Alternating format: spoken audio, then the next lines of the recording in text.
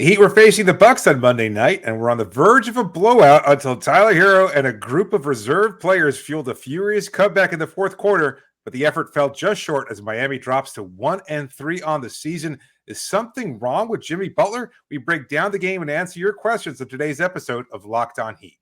You are Locked On Heat, your daily Miami Heat podcast.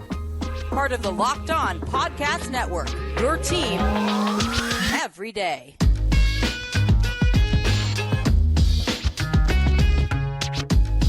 All right, welcome to Locked On Heat, your daily podcast on the Miami Heat. I'm Wes Goldberg. Joining me, as always, David Ramil. However you're tuning in, YouTube, Odyssey, your favorite podcast app, thanks so much for making Locked On Heat your first listen every day. Today's episode is brought to you by Gametime. Download the Gametime app, create an account, and use the code LOCKEDONNBA for $20 off your first purchase.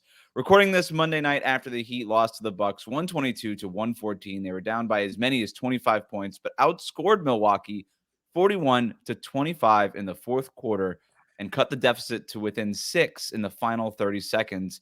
It was the second unit that made that run. No Bam Adebayo at all tonight with a hip contusion. The Heat obviously ultimately lost. Too little, too late. We're going to hand out some blame pie and get to what's going on with Jimmy Butler later in the show. But David, what was your biggest takeaway from the game? I think it was just Jimmy playing lackluster basketball. And I know we've kind of given him a lot of slack based on the fact that, he missed all the preseason, wasn't really engaged. And the assumption, I think, from us and most of Heat fandom was that he would be able to just be at least a much more effective version of himself than what we've seen through a handful of games. He missed a game, obviously, against the Minnesota Timberwolves on Saturday and the second night of a back-to-back, but he still looks very rusty. I wouldn't go so far as to say disinterested, although that might be as good a descriptor as any. He just does not seem fully engaged. He doesn't seem like he's at 100%. Clearly, again, still rusty and just looked a little off for most of the game. And with that first unit out there, I don't know. They didn't seem to have the same kind of energy and passion. Maybe it was the fact that, Bam makes up for so many of their defensive mistakes that he cleans up so much of what we see there, especially early in the game. But without Bam, they didn't seem to have much life to them. And I think they were perfectly content to just kind of take the loss, go home and get it over with and move on from that. Luckily, Miami's reserves and Tyler put up a pretty good fight. So it was an okay game, but unfortunately an underwhelming loss for Miami. I don't know that it was an okay game. I actually wanted to bang my head against the wall for 3 quarters. It was there are times where this job most of the time this doesn't feel like a job, David. I love just watching the Miami Heat, talking about the Miami Heat stuff. There are nights where it feels like a job. And we usually don't get those nights until like January. The fact that it's the 4th game of the season isn't awesome. But I want to touch on the Jimmy Butler thing a little bit there too. He is 13 of 40 overall from the field to start the season, 32.5% shooting to start the season. That's bad. I don't know what it is. If it's disinterested, that to me is a problem. I don't think it's sure. Look, I think there might be some rust. He didn't play at all in the preseason, but it's not like there's an injury that he's dealing with either, right? He missed the preseason because of dental work, all right? Like, the dude was seeing an orthodontist, okay? It's not like this guy was dealing with a hamstring issue. And he missed the game in Minnesota for rest. So he's never actually had a real injury listed when he's missing these games, preseason or regular season. If it's disinterested, that's a problem. Like, I understand that it's not April, May, June. And Jimmy Butler only cares about April, May, and June. I get it. But you know what? That's not fair to his teammates who are out here caring in October, November, and December. And frankly, I have a problem with it. And I think it's a little arrogant. If that's what it is. I'm not claiming that it is disinterested. Maybe it is just rust because he didn't play in the preseason. And I do think it's probably more of the latter because he owes it to his teammates to be better than disinterested. That's not fair. And by the way, the Heat can't afford for Jimmy Butler to be disinterested. We all talk about, 8th seed, made it all the NBA finals. They've proved that the regular season didn't matter. They almost didn't make the playoffs altogether. They were one fourth quarter comeback away in the play-in tournament to the Chicago Bulls from missing the playoffs altogether and not even getting a chance to upset these Milwaukee Bucks in the first round last year. All right, so I don't even want to hear that. He needs more. He should be interested. And the Heat have a problem if this is the Jimmy Butler that they're playing with right now. Yeah, that's fair. I I don't know. Like I'm inclined to give him a pass just based on everything that we've seen before. But you're right. It's not enough to just say, well, we expect Jimmy to be great in the playoff games when it matters, because there is a very long process to get to that point. And I'm sure Eric Spoelstra wouldn't be happy with that attitude. I think I'm overstating. I think we're both overstating things in terms of like whether or not it's disinterest. He does look a little off. I don't think he wants to be. Yeah, I think it's Russ. I don't think he wants to go out there necessarily and just murder teams the way that he does during the playoffs. And I think that's part of it too, is that he needs. There's a difference between murder and missing all of your shots. Can we just get like an assault? Like, can we just get like a misdemeanor kind of game from Jimmy Butler? We don't need full like serial killer on Halloween Jimmy Butler. You know what I mean? Like just something here. A little bit of life would be something here. But again, maybe it was just. But it's also that resulted in this rustiness, and that's not fair either. No, it's absolutely not. I mean, there are guys that are fighting for their NBA lives during the preseason. So those games do matter. As much as we complain about ugly basketball and stuff like that, there is a significant factor for a lot of players involved in that process. For Jimmy, it's like, well, I already know who I am. I'm getting paid. Whatever. It's kind of moot to talk about because the game's over and I don't know what version of Jimmy we'll get moving forward. My expectation is that at some point he'll flip the switch because, well, that's generally who Jimmy Butler's been over the course of his career. I don't think he's aged. I don't think he's slowing down just yet. From everything we've heard during camp when he was playing at, I guess, as close to full steam as you could possibly get, he was as engaged as ever. So I'm sure that's probably more close to the norm than what we've seen over the 3 games of which he's played. But that starting lineup was also just ripe with disaster. You know, you had Kevin Love starting. Obviously, he's taken a step back. Thomas Bryant looked like he was engaged really early on, put up a hell of a lot of shots, and was Miami's main scorer early on. And then you kind of see, oh, yeah, the defensive issues that have been a problem throughout his career. Kyle was pretty okay. I think he was putting up some shots. He was having some nice defensive possessions, making some plays, pushing the pace and things of that sort, but not nearly enough at this stage of his career. So it was really like Tyler and not much else out there as far as the starting lineup is concerned, and not until the bench players came in and kind of wanted to inject a new life and rewrite the game to an extent did this take on any life at all, because it was just really ugly for about 3 quarters, as you said. Yeah, the fourth quarter comeback was basically Tyler Herro, Josh Richardson, Jaime Jaquez, Nikola Jovic, Duncan Robinson, Orlando Robinson. Like that, 5 of those 6 guys were on the court in that fourth quarter. No Jimmy Butler to even end the game. Spo just said, you know what? If you're disinterested, I'm disinterested in playing you. 28 minutes. That's how many minutes Jimmy Butler got tonight after not playing Saturday night in Minnesota. So if he's not well rested for Wednesday's home game against the Wizards, then I don't know what to tell you. But we are going to talk about Jimmy Butler a little bit more later in the show. One thing you mentioned was the ugliness, and that's what stood out to me, man. Like, this was just ugly basketball from the Miami Heat. And it's, again, I don't want to make too much of one game here because the Milwaukee Bucks are very good. Damian Lillard and Giannis had efficient nights. The Heat were obviously without Bam Adebayo, which matters, and also no Caleb Martin, no Haywood Highsmith. Like, a lot of rotation players were out. But this is sort of a trend for this offense now. I mean, we were talking going into this season, David, like, can the offense be better than it was last year? Can the three-point shooting just kind of be a little bit better, closer to expectations and all these things? And maybe that lift will turn them into just a top 20 unit, a top 18 unit, an average unit, not one of the bottom 5 units in the league. Well, they've actually been worse. They've been worse than what they were last year. They've got an offensive rating going into this game of 104.1. They were at 112.3 last year. Small sample, but still not a great trend.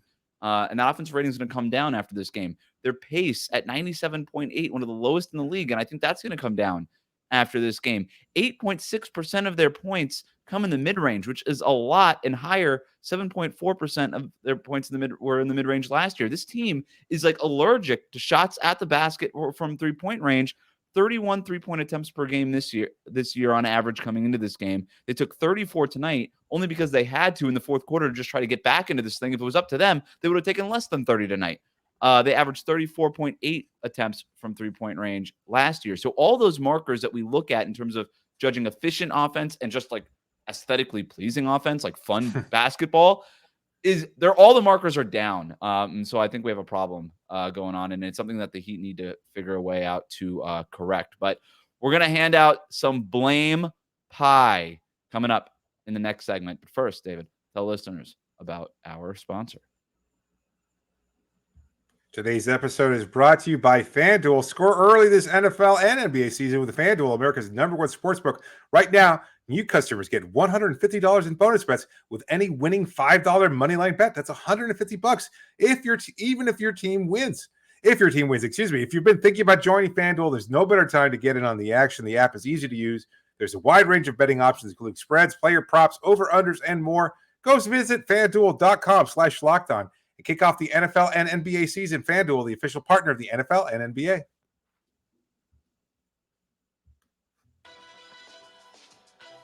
Thanks for making Locked On Heat your first listen every day. Make sure that you're subscribed on YouTube and on your favorite podcast app. David, before we get to blame pie, there was a large portion of this game where I really didn't care about what was going on.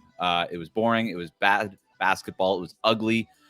Every single one of these shots were just dribbled into 2-point contested shots.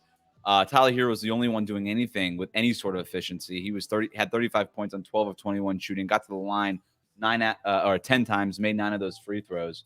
He was great tonight, and he was the only positive if we're really taking away any positives from tonight's game. But I did come up during the course of this ugly basketball game with 5 things that I'd rather watch than the Miami Heat play basketball. Are you ready? My top 5 things I would rather do than watch the Heat's offense. Are you ready for my list?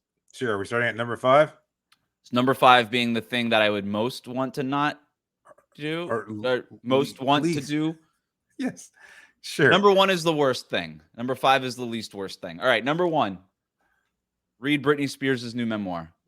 Oh, sounds exciting. I'm sure more exciting than the Heat's offense. Number 2. Watch all of the episodes of Jada Pinkett Smith's talk show in one sitting. I have no interest in she had a talk show. Yeah, the Red Table on Facebook or something. It's where she unloads all her dirty laundry on Will Smith, and I have no interest in watching it. But that's what marriage is all about. If I could do that instead of watching the first 3 quarters of this Heat offense, I would have done it. Number 3, listen to all of Imagine Dragons' discography in one sitting. Not a big fan, huh? I can't stand them. Just pure, just calculated Excel paint by numbers music. Just terrible. They're no Green Day, that's for sure. That's absolutely right. New song coming out 2 weeks ago, and then another one this Friday. Looking forward to that. Number 4. Number 2. Eat one of those pieces of candy with a razor blade in it. It is Halloween. That's what we're all been told our whole lives. Every piece of candy has a piece of some sharp metal object of some kind, poison perhaps, anthrax. If you gave me a Reese's peanut butter cup and promised me there was a razor blade in it, and you said eat this or watch the Heat play offense, I'd say hand me that Reese's. That might be a little extreme. Number 5 or number 1? Number 1.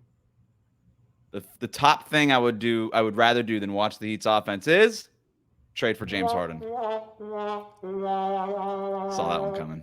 Yeah, that was well, it's the Heat have lost their 3rd straight game of the season. It's time to hand out some blame pie. David, where should we begin? I think I have an idea. Well, we've already talked about Jimmy Butler, so I guess we might as well go with that. I think 10 slices to give out. Yeah, 10 slices to give out. He gets a fair, healthy share of those. Yeah, I mean, we were criticized for, I guess, lauding Bam Adebayo too much in the loss to Minnesota on Saturday.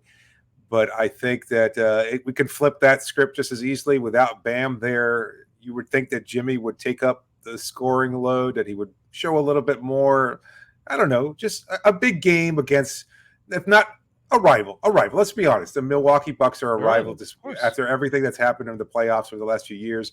The acquisition of Dame Lillard adds a new layer to the whole relationship there. I think Jimmy should have showed out a little better. So, I mean, I'm very comfortable giving him at the very least 6 slices of blame pie. Just give him all 10. Just give him all 10.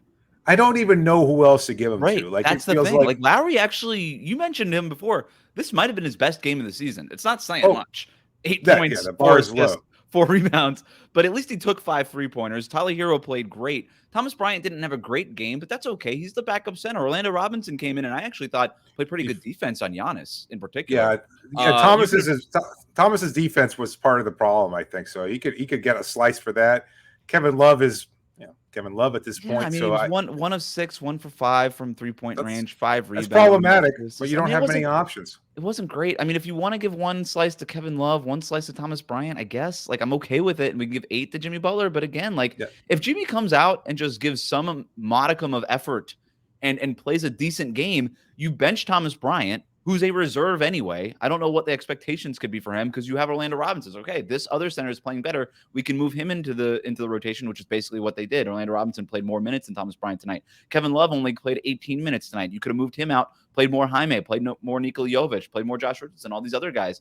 Like, there was ways to just take those guys out of the game, which the Heat did, and it didn't matter as much, but there was just no way in the end to replace what you weren't getting from Jimmy Butler. And so that's why I'm almost just like, give all 10 slices to Jimmy Butler, because they would have figured it out the other way around. And honestly, I'm ready to give a slice to Eric Spoelstra a little bit. And I do think that there was a point, and I would bet that there was a point. The Heat had like 7 3-point attempts in the first like 10 minutes of this game. It was awful. Like, they were ignoring every 3-pointer out there and dribbling into contested 2s. And I do think that there was a point where Spo said, hey guys, we need to put these 3s up, like, enough with the 2-pointers. And they ended up actually putting up 34 3-pointers for the game, which is a pretty decent number for this Heat team. You'd like to get it closer to 40. But the fact that it just takes so much coaxing to get these guys to just shoot 3s, it's a little bit on Spo. It's also just has to do with the roster construction. It's a little bit on Jimmy Butler, who took 2 3-pointers tonight. But and these were his first 3-pointers of the entire season. So I don't know. I can hand out blame pie slices to other players, but I keep coming back to Jimmy. That's fair. I'd rather be a little bit more even-handed and just say 8 to him and 1 each of Kevin Love and Thomas Bryant. Fair or unfair, we can debate it. But yeah, I don't know what the fix is. I know we're going to save this conversation for tomorrow because I think we're at that point here. And I know a lot of our listeners want to already get into trade talk, and I think it's way too premature for that. I don't know that anything's likely to happen. But I just also don't know what the switch is. I mean, we're talking about Haywood Highsmith, and as optimistic as you and I are on his impact, like, what's he going to do? Is Caleb going to make that much of a difference? Is he really a floor spacer? I mean, he has to be at his very best to be considered that. And there's just no other options on Miami's roster. Like, we saw them go the full gamut of available players tonight. And yeah, the reserves wind up providing a spark. But if Spo is still using the early part of the season, much like he did last year, to kind of get a feel for this roster and see which combination of players works, I don't know that we're quite there yet. But it's also kind of playing with fire a little bit, no pun intended. But it's just, you don't want to go into too much of a deficit when it comes to the standings, especially given the fact that no trade is likely coming that's going to provide a boost for this roster down the road. And I don't know. It's a little tricky. What did you think? Let me off script a little bit. What did you think of Josh Richardson's early minutes here today? His first game back with Miami Heat. I'm glad you brought that up. I thought he was solid. Look, he got some point guard reps. There was a point in the game when Lowry and Tyler Herro were off the court and he was running point. It's not my favorite use of Josh Richardson. I'd rather him be sort of that secondary ball handler who's attacking sort of rotating defenses off a second side and things like that. But again with him there's a reluctance of to shoot 3s. Like, he only took 2 3-pointers. He missed both of them. That's sort of been the story of his whole career. Even his first stint in Miami, it was always like, hey, green light, green light, green light, and he just kind of has this reluctance to do it. I need to just see him embrace that part of the game a little bit more. There's too many players on this roster whose job it is to take 3s who aren't doing it, because we already know what you're going to get from Bam and Jimmy Butler in that respect. It's basically everybody else that has to contribute in that way. I know I just turned the whole Josh Richardson question into 3-point shooting again, but I guess that's sort of my theme this season so far. It is. We got plenty of concerns that we're going to get to next when we get to your listener questions, including at what point will Jimmy Butler start playing like it matters? We're going to do that next here on Locked On Heat. Today's episode is also brought to you by Gametime. You shouldn't have to worry when you're buying tickets to your next big event. Gametime is fast and easy way to buy tickets for all the sports, music, comedy shows, theater events, whatever might be near you. Gametime is the option with their killer last-minute deals. They're all-in prices and the views from whatever seat you might pick, and their best price guarantee. Who doesn't want to get the best price available for whatever tickets? Gametime takes the guesswork out of buying tickets. It makes it so easy. And again, I love that feature about being able to see exactly where you're going to be sitting from. I brought it up before, but it's so convenient. If there's going to be an obstruction, if you want to get a good view of the theater, if you want to go see the Imagine Dragons in concert or Green Day or whomever might be playing, Gametime is the option for you if you're going to go catch a Dolphins game or a Heat game. I don't know if you necessarily want to watch a Heat game. Just kidding. Go watch the Heat. They're great. They're at least a fun experience live, even if they wind up being a little disappointing offensively. But right now, take the guesswork out of buying tickets with Gametime. Download the Gametime app, create an account, and use the code LOCKEDONNBA. You get $20 off your first purchase. Terms do apply, but again, create an account, redeem the code LOCKEDONNBA, and you get $20 off. Download Gametime today. Last minute tickets, lowest price guaranteed.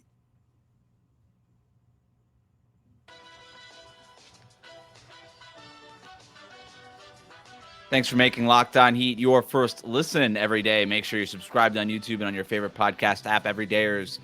Tune in for the rest of the week. We're going to break down tomorrow more in depth what it is that the Miami Heat can do to bounce back from this 3-game losing streak, and of course look ahead to Wednesday night's home game against the Washington Wizards. We'll be talking about the new City Edition uniforms, which will be revealed later this week, and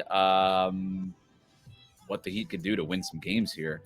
Let's get to these listener questions. Thanks to everybody who sent them in using that hashtag AskLOHeat on Twitter, and you can send these in lockedonheat@gmail.com. Brian writes in, at what point will Jimmy start playing like it actually somewhat matters what happens in the regular season? David, what do you think? Can it happen as soon as Wednesday's game against the Brooklyn Nets? I think I misspoke and said it was the Wizards before. Brooklyn Nets Wednesday. Friday. Yeah, Washington Wizards Friday. So can it happen? I mean, we got a 3-game homestand coming up. Brooklyn on Wednesday, Washington Friday, and then Monday against the Lakers. I hate to say it, but I would imagine the game against the Lakers might be the one where we see this fully realized version of Jimmy Butler. No. Please be sooner. I can't look, do it. I'm switching. If it takes that long, I'm switching shows, David. You're going to be a solo host again. The Wizards are Pacers or something. Okay. The Wizards are not a very good team. So I don't know that we're going to get fully actualized Jimmy Butler on Friday night. On Wednesday against the Nets, like those games have typically been very, very difficult. You know, you come back after a long road trip, you're just trying to settle in. Very disappointing 0-3 road trip, especially after this, where you were benched for the fourth quarter and kind of showed up by the reserves that really gave a damn a lot more than you did. I don't know. I'd love to be able to say that we have some kind of accurate gauge on this roster of this team, but it's still too early in the season. But it does follow a lot of similar patterns from last year, and last year was wholly unpredictable. Like, again, Jimmy Butler was mostly good when he was out there and available, but that was later on in the season when it seemed to matter and care a little bit more. So to answer the question, I don't know that there's a specific answer. If I had to guess, yeah, sure, why not? He's going to be a great version of Jimmy Butler on Wednesday. It's just a matter of figuring out who complements him, who takes a step back, who learns how to play alongside when Jimmy's got the ball in his hands, because it's a very different offense when Jimmy is driving to the rim and forcing shots there, putting pressure on Nick Claxton and whoever else is out there for the Brooklyn Nets. Does that does that put Tyler in more of a catch and shoot role? Is he coming off of screens that way? Like, what's the offense look like when Jimmy is fully engaged? But we'll see on Wednesday when he's back to normal, I guess. There's sort of this idea out there that Jimmy Butler does start seasons slow and doesn't really care about the regular season and stuff like that. That's not necessarily true. Like last year in his first 4 games, this is what he averaged: 23 points on 49% shooting, 6.8 rebounds and 4.3 assists. This wasn't a guy who just coasted the first week of the season last year either. This is new. This is a new thing for Jimmy Butler. But I will say this: he doesn't really string together a ton of these games. Like this might be like the worst stretch he's had in a couple of years, honestly. Yeah. Last year, you even look back, like he had 13 points on a 4 for 8 shooting night against Toronto in November, and I think he got injured in that game because he didn't play after that. He was obviously hurt. But then he bounced back for 25 points on 21 shots, and then 18 points, 26 points, 30 points, 20 points. Like, he could just turn it on pretty quickly when he's feeling right. You know what I mean? And so there was another game last year where he scored 16 points in a 23-point loss to Philadelphia, bounced back for 33 points. You know, like, this is a guy who can sort of bounce back quickly. Mm-hmm. I don't know that's going to happen against Brooklyn. I don't, like you said, coming off a road trip here, kind of a quickish turnaround. The Nets are long, and Jimmy Butler just doesn't seem to have a lot of lift. Like, he's missing a lot of these shots short. He doesn't have the lift around the rim and all these things. Like, he's not putting that pressure at the basket like that we're accustomed to seeing. So Brooklyn with their length could give him some problems. I think Washington, I know that you said, like, I don't know that he'll be motivated because they're so bad, but they might be so bad that he has no choice but to score 30 points. Like, they might be the worst defense I've ever seen. Like, I said this on Locked On NBA last Friday. The Wizards gave up 126 points tonight to the Celtics, and that was because the Celtics just stopped trying in the fourth quarter. They gave up 148 points in the first game of the season to the Pacers.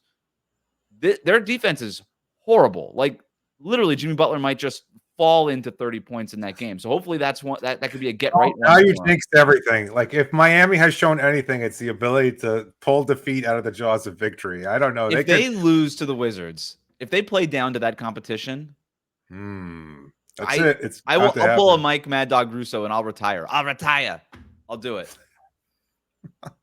I'll be so done with this team. I'll definitely switch podcasts. All right, let's move on.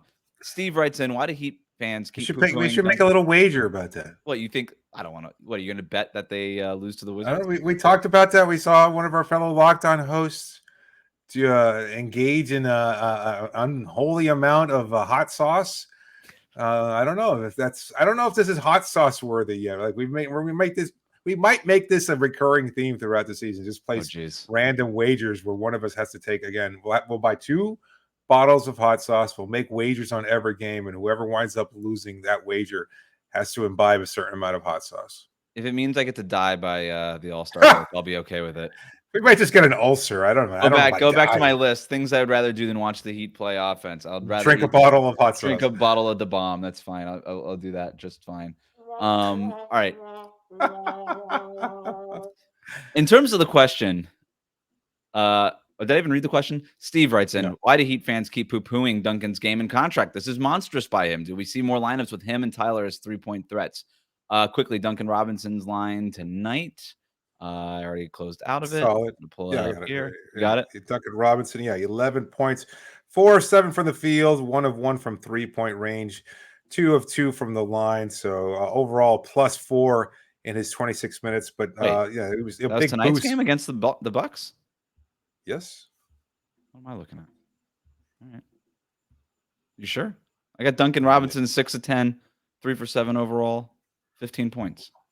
Well, maybe ESPN had it updated. No, that was their final. All right. Duncan Robinson. Yeah. Oh no, I'm sorry. I was reading Orlando Robinson. Okay. So 6 of 10. You're right. 6 of 10, 15 points. There it was. That makes a lot of sense. Damn you, Robinsons. You screwed me more.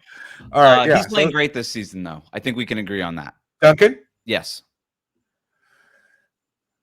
I think it's a little inconsistent. So, like, he just hasn't had a lot of opportunity. But, I mean, I think, he struggled in the Detroit game, if I remember correctly, although he did mix and match his offense a little bit. That was a nice wrinkle. I think that's still going to be the norm moving forward. He had 3 made field goals that weren't 3-pointers, so that's a good indicator of what he can provide. Are we going to see more lineups, to Steve's question, with him and Tyler? Well, we already are. I mean, he's part of that second unit, sort of let Tyler Herro but again, line up. Yeah, but based on the fact that, again, they're missing Caleb, Haywood, Josh came back tonight, no Bam. Like, I don't know.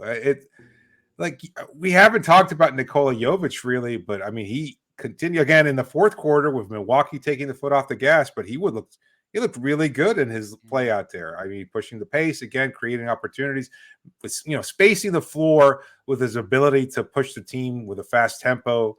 Making the right pass, things of that sort. He played 8 minutes tonight. I just don't see him being part of the rotation when Highsmith and Caleb Martin are back. We can make the argument that he should be, but then we're kind of getting off, the topic here. But I he still does. I think it's a little overstated what he's doing. Like the plus minus has kind of been a storyline. Like he was kind of I shouldn't say riding the coattails because that's not fair because he was a contributor to that second unit, but he wasn't like doing it himself either. And he still doesn't really finish as many plays as I'd like. But I think he's really good. I think he needs to be out there playing. I just don't know, like, is he a significant night-to-night part of the rotation? This is not even my opinion. I just don't see it when everybody's healthy. Like we've already seen it. It kind of just ties in though to Duncan. Like I don't know that it's easy to predict exactly what his role in the Duncan rotation is going to be. I think it's fair to say Duncan has to play. Like if you need to get more threes up, you're not really getting that. You're getting that a little bit from Highsmith and Caleb Martin, but you're not getting it to the same degree you would get from Duncan. Like you need 3-point shooting in this rotation. So I actually kind of think Duncan Robinson's minutes are pretty safe, even when those guys come back. Because again, I don't think you could replace him. I think you need his shooting. Yeah, I don't know. Do you think it's possible to see him get into the starting lineup at some point? Like, no, I think the starting lineup's set. Haywood Highsmith could replace Kevin Love, but not Duncan. Maybe you're right. But I mean, I don't know. I mean, I think Duncan's a pretty good overall rebounder. I mean, he'll hold his own against bigger types, and if he's able to avoid the foul trouble that's plagued him in the past, I think he could do it pretty good. Like there were some possessions. That would be there. The problem, though, is if he's playing the quote unquote power forward spot, like he is going to get in foul trouble. I don't know. I don't see Spo going with him because now you're putting him with Tyler and Kyle Lowry out there. Like opposing starters are just going to pick at 3 different spots in that lineup. I just think defensively you're giving up too much. And there's no reason to. Like Duncan, you have Tyler Herro in the starting lineup. If you can get Kyle Lowry to keep shooting threes like he's been doing, and you can get somebody like Kevin Love or Haywood Highsmith at least to be a threat from the corner, Duncan Robinson coming off the bench is fine. I don't think the Heat's starting lineup is necessarily the problem. I mean, it is a problem, but it would be fixed if Jimmy Butler played better. You know what I mean? So, and if Bam was healthy. Perhaps. Doesn't sound like there's any long-term issues with Bam Adebayo and this hip contusion. Feels like they're being precautious tonight. He is expected to play Wednesday against the Brooklyn Nets. Of course, we will have a recap for you after that game from Kaseya Center. We'll have another episode for you before then. For now, thanks for making Locked On Heat your first listen every day. Hit that subscribe button on YouTube. Follow us on your favorite podcast app. And everybody, happy Halloween.